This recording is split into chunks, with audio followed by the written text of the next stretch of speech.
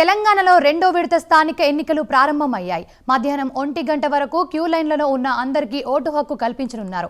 అనంతరం మధ్యాహ్నం 2 గంటల నుంచి ఎన్నికల కౌంటింగ్ నిర్వహిస్తారు.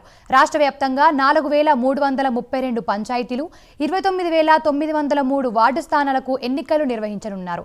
మరోవైపు రెండో విడతలో భాగంగా 415 సర్పంచ్, 8304 వార్డు స్థానాలు ఏకగ్రీవమయ్యాయి. సర్పంచ్ స్థానాల కోసం రెండో విడతలో 28278 మంది అభ్యర్థులు పోటీ పడుతున్నారు.